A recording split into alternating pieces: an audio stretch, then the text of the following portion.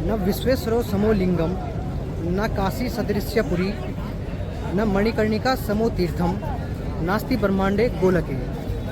अर्थात दोस्तों कहा गया है, काशी विश्वनाथ से बड़ा कोई शिवलिंग नहीं है, काशी से बड़ी कोई पुरी नहीं है, और मणिकर्णिका से बड़ा कोई तीर्थ नहीं है, और पूरे ब्रह्मांड में ऐसी कोई दूसरी जगह नहीं है। हेलो दोस्तों, नमस्कार। एक बार फिर से आप सभी लोगों का स्वागत है मेरे YouTube चैनल भारत दर्शन में। इस वक्त मैं एक बार फिर से मणिकर्णिका घाट पर आया हूं, और जो कि बनारस के काशी के तट पर स्थित है मणिकर्णिका घाट।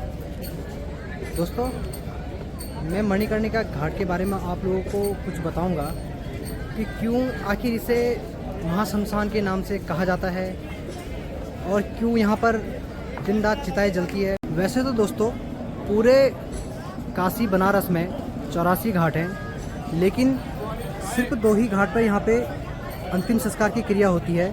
एक हरिश्चंद्र घाट, और जो सबसे फेमस घाट है यहाँ पे आप देख सकते हैं मणिकर्णिका घाट। बनारस के 84 घाटों में से सिर्फ इन्हीं 2 घाटों पे यहाँ पे अंतिम संस्कार की क्रिया होती है।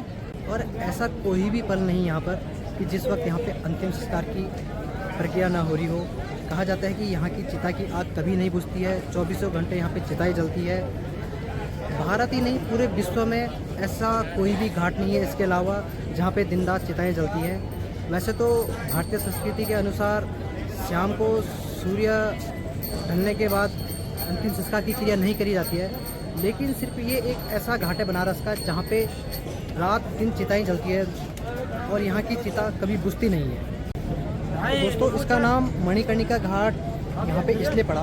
कहा जाता है एक बार माता पार्वती और भगवान शिव कैलाश से यहाँ पे यात्रा के लिए आए थे, और माता पार्वती मणिकर्णिका कुंड में जो ऊपर यहाँ पे स्थित है, अभी मैं आप लोगों को वहाँ पे ले चलूँगा, दिखाऊंगा मणिकर्णिका कुंड। वहाँ पे माता पार्वती स्नान करने गई और उनके कान का कुंडल वहाँ पे गिर गया।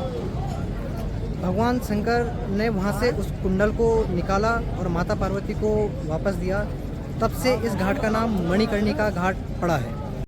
और ये भी यहाँ पे कहा जाता है कि जिस भी व्यक्ति की मृत्यु होती है उसके परिजन उसका अंतिम संस्कार कराने अगर मणिकर्णिका घाट पर लेके आते हैं, कहा जाता है कि भगवान शिव स्वयं मरने वाले की कान में यहाँ पर एक तारक मंत्र सुनाते हैं, जिससे वो जन्म पुनर्जन्म के चक्र से हमेशा के लिए मुक्त हो जाता है और उसको मोक्ष की प्राप्ति हो जाती है। और दोस्तों, ये सामने आप देख सकते हैं वही तारकेश्वर मंदिर है जिसके बारे में मैंने बताया कि भगवान शिव यहाँ पे मरने वाले के कान में तारक मंत्र सुना के उसे मोक्ष की प्राप्ति दिलाते हैं। तो ये देख सकते हैं आप यहाँ पे मणिकर्णिका घाट का नज़ारा। और एक और बात दोस्तों, मणिकर्णिका घाट पे जो भी सब अंतिम संस्कार के लिए आते हैं वो सबसे पहले अग्नि डोम राजा के परिवार के यहाँ से लेके आते हैं, जो कि कालू डोम राजा का परिवार वंशज यहाँ पे रहता है। उनके यहाँ से पहले अग्नि ली जाती है, उसके बाद शव को अग्नि दी जाती है यहाँ पे, जिससे कि मोक्ष की प्राप्ति होती है। और ये सामने जिस कालू डोम राजा के परिवार की बात मैं कर रहा हूँ वो यहीं पे रहते हैं, ये तारकेश्वर मंदिर के पास में देख सकते हैं आप। तो दोस्तों, कालू डोम राजा वो थे, हुआ ये भगवान शिव और पार्वती जब यहाँ पे आए थे तो कुंड के अंदर भगवान शिव स्नान करने गए, और भगवान शिव की मणि जो थी वो कुंड में स्नान करते समय ही खो गई, जिसे कि कालू राजा लेकर के भाग रहे थे और भगवान शिव ने उन्हें श्राप दिया। लेकिन कालू राजा के द्वारा भगवान शिव के पास बहुत क्षमा याचना करी गई और दंड न देने का कहा गया। तो भगवान शिव ने उसे फिर एक ही सज़ा यहाँ पे सुनाई। उसे कहा कि वो यहाँ पर चंडाल का काम इस घाट पे करेगा, और तब से दोस्तों उनका वंशज ही यहाँ पे अग्नि देने का काम करता है। सबसे पहले अग्नि उन्हीं के घर से लेकर आई जाती है, और ये देख सकते हैं आप। और दोस्तों, जो डोम राजा का परिवार आज भी यहाँ पे रहता है, वही दाह संस्कार की पूरी प्रक्रिया यहाँ पे करते हैं। उन्हीं के द्वारा पहले अग्नि उनके घर से लेकर के आई जाती है, उसके बाद अग्नि चिता को दी जाती है। और कहा यह भी जाता है दोस्तों, जो ये लकड़ियाँ बचती है दाह संस्कार के बाद, डोम राजा का परिवार उन लकड़ियों में खाना पकाता है, क्योंकि उनका मानना है कि अग्नि कभी अशुद्ध नहीं होती है। इसलिए वो इन लकड़ियों को यहाँ से ले जाते हैं और यहाँ का जो साफ़ सफाई का घाट का जो भी आप देख रहे हैं, ये सारा उन्हीं के परिवार का वंशज यहाँ पे कार्य करता है। आखिर क्यों इसे महाशमशान कहा जाता है, इसके पीछे राजा हरिश्चंद्र से जुड़ी एक कहानी है। कहा ही जाता है दोस्तों, राजा हरिश्चंद्र जी का जब सारा राजपाट छिन गया था तो उन्होंने अपने को यहाँ के जो डोम राजा, कालू डोम राजा थे, उनके यहाँ भेज दिया था और वो उनके यहाँ पे कार्य करने लगे थे इसी मणिकर्णिका घाट पर। तत्पश्चात कुछ टाइम बाद राजा हरिश्चंद्र के पुत्र रोहित की मृत्यु हो जाती है और उनकी पत्नी तारामती अपने पुत्र के अंतिम संस्कार के लिए इसी घाट पर आती है।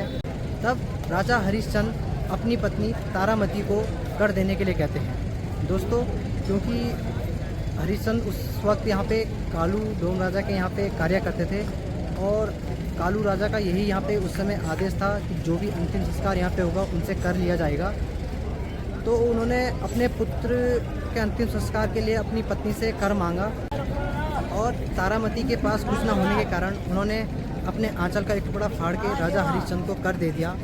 और उसके बाद तारामती ने कहा कि जैसे मैंने अपने पुत्र के लिए यहाँ पे कर दिया है, ऐसे ही जो भी अंतिम संस्कार के लिए यहाँ पे शव आए वो कालू डोम राजा के यहाँ पे जो है कि कर देंगे। इसलिए दोस्तों ये प्रथा चली आती है आज तक भी। जो भी यहाँ पे अंतिम संस्कार की क्रिया होती है वो कालू डोम राजा के वंशज करते हैं और वो अंतिम संस्कार करने वाले के परिजनों से यहाँ पे कर भी लिया जाता है। और दोस्तों, यहाँ पे अंतिम संस्कार के लिए जो भी लकड़ियाँ ली जाती है वो मन के हिसाब से ली जाती है, यानी कि एक मन में यहाँ पे 40 किलो होता है और एक अंतिम संस्कार के लिए, एक शव के लिए यहाँ पे कम से कम यहाँ पे 3 मन लकड़ियाँ लगती है। यानी कि आप मान सकते हैं 120 किलो लकड़ियाँ यहाँ पे एक अंतिम संस्कार के लिए ली जाती है। उसके बाद वो परिजनों की इच्छा है कि वो मृत जिसका अंतिम संस्कार हो रहा है उसके लिए 5 मन ले ले या फिर 7 मन ले ले। और दोस्तों, ये वही कुंड है जिसके नाम पे यहाँ का नाम मणिकर्णिका पड़ा है। ये मणिकर्णिका कुंड है जिसमें माता पार्वती स्नान करने गई और उनके कानों का कुंडल यहाँ पे खो गया था। तब से इस जगह का नाम मणिकर्णिका पड़ा है।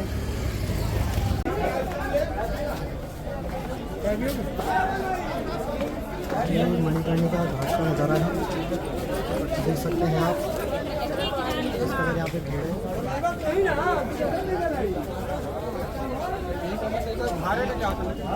महाशमशान इसे कहा जाता है, यहाँ पे देख सकते हैं आप।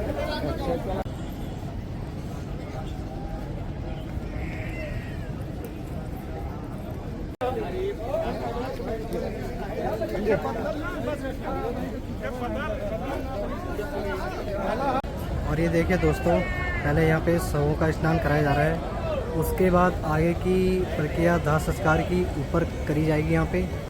और देखिए दोस्तों, यहाँ पे शव जो है कि नंबर लगा के लगे रहते हैं, कब किसका अंतिम संस्कार का नंबर आएगा। आप देख सकते हैं दोस्तों यहाँ का दृश्य। एक और बात बता दूं दोस्तों, जैसे ही आप कभी किसी दूसरे घाटों पे जाओगे, शमशान घाटों पे, तो आपके अंदर एक नकारात्मक ऊर्जा सी आएगी, वहाँ पे नेगेटिव वाइब्स आने लगेगी। लेकिन दोस्तों, इस घाट पे बिल्कुल उल्टा है। यहाँ पे ऐसा कुछ भी नहीं है। यहाँ पे आकर के जीवन का असली सत्य का पता चलता है। तो दोस्तों, ये थी मणिकर्णिका घाट के बारे में कुछ जानकारियाँ जो मैंने आप लोगों के बीच रखी। तो अगर आप लोगों को वीडियो पसंद आई तो लाइक सब्सक्राइब ज़रूर कर दीजिएगा दोस्तों।